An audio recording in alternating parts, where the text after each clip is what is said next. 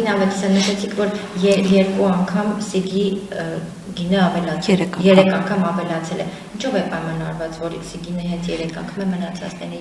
2։ Նշեցինք, որ սիգը այսօր շատ կարևոր դեր ունի նախ Սևանա լճի էկոհամակարգի համար, ինչպես նաև պարենային անվտանգության տեսանկյունից ինքը բավական այնպիսի ռեսուրս է, որ դրա արժեքը շատ ավելի բարձր է եւ եթե մենք հաշվենք, որ այսօր շուկայական գինը, վաճառքի գինը 1000-ից միգուցե 1500-ի է տատարվում, երբ որ գնահատումը իրականացնում ենք հարկային օրենսգրքում փոփոխությունների, գնահատվել էր, որ մոտ 1000 դրամ է, պատկերացրեք 1000 դրամի մեջ ընդամենը բնօգտագործման վճարը կազմում է 65 դրամը։ Եվ այստեղ այս արժեքավոր ձկնատեսակը եւ որպես սննդային նշեցի պարենային անվտանգության տեսանկյունից գնահատված չէ եւ որպիսի նաեւ բնօգտագործման վճարի կարգավորիչ ֆունկցիան ճիշտ կիրառվի,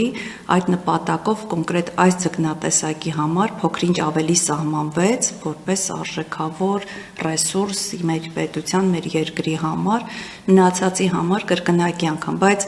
ինչպես նաեւ հաշվի առնվել գնաճ այս տարիների ընթացքում, որ էլի գների բավական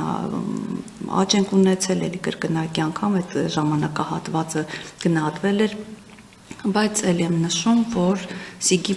մասով առանձնահատկությունը պայմանավորված է իր արժեքավոր տեսակ լինելու հանգամանքով։ Իսկ հետաքրքիր է ակնկալվում է կամ ձեր վերլուծությունները ինչ են ցույց տալիս շուկայում սիգի գնի արժեքի բարձրացում կանխատեսվում է այս փոփոխությամբ պայմանավորված։ Տեսեք, փոփոխություն կարող է լինել, բայց տարբերությունը ընդամենը 135 դրամ է եւ դա չեմ կարծում, որ շուկայի վրա որևէ, այսինքն իր բալանսի վրա որևէ մեծ ազդեցություն կրի։ Նշեցիք, որ նոր մոտեցում է կիրառվելու նաև այս փոփոխությամբ այս չափաքանակների հետ կապված, հետաքրքիր է բուն շահառուների կողմից ինչ արձագանքներ կան, ձեր տեսանկյունից նշեցիք, որ դա արդարացի բաշխման հիմքն է, իսկ շահառուների կողմից ինչպիսի արձագանք։ Կարծում եմ որևէ խնդիր չկա, որովհետև եթե մենք օրինակ 23 թվականին ունեցել ենք նման դեպք, որ 600 տոննայից վերցվել էր 366 տոննան եւ փաստացի ավելի քիչ բնօգտագործման վճար էր վճարվել, բայց բան բալանը կփաստի, որ նախորդ տարի, այսինքն 24 թվականին արդեն իսկ վճարվել էր գրեթե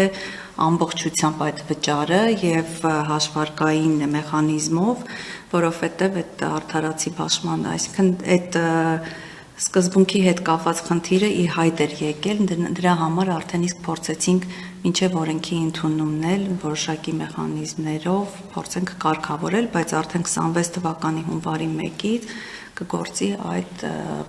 չափականակի համար սահմանված դրույքաչափի կիրառումը։ Այսինքն գործնականում շահառուները, լինի ֆիզիկական անձ, թե իրավաբանական անձ, մեծ հաշվով իրենց գործընթացներում շատ փոփոխություն այս պահին չի լինի այդ մասով։ Խնդրեմ դուք հավելեք այդ մասով։ Հավելելու միայն այն, որ գործնականում, ինչպես նշեց գործընկերս, վերջի 2-3 տարիներին գործնականում հենց այդ արդարացի բաշխման մեխանիզմն էլ գործել է, ուղղակի տարբերությունը կայանում է նրանում, որ 2026 թվականի հունվարի 1-ից դա արդեն ամրագրված է օրենսդրությամբ եւ նաեւ հավելեմ, որ խոսքը գնաց ֆիզիկական եւ իրավաբանական անձանց, պետք է նշեմ, որ արդյունագործական ձկնորսությամբ իրավունք ունեն զբաղվելու բացառապես իրավաբանական անձինք եւ անհատ ձեռնարկատեր հանդիսացող ֆիզիկական անձինք։ Այսինքն այս չափականակների համար անհատը դիմում է։ Անհատը ոչ չի դիմում են միայն իրավաբանական անձինք։ Եթե անհատ ձեռներեցի եթե անհատ ձեռներեցի կարգավիճակ ունի, իրենք նույնպես իրավունք ունեն դիմելու։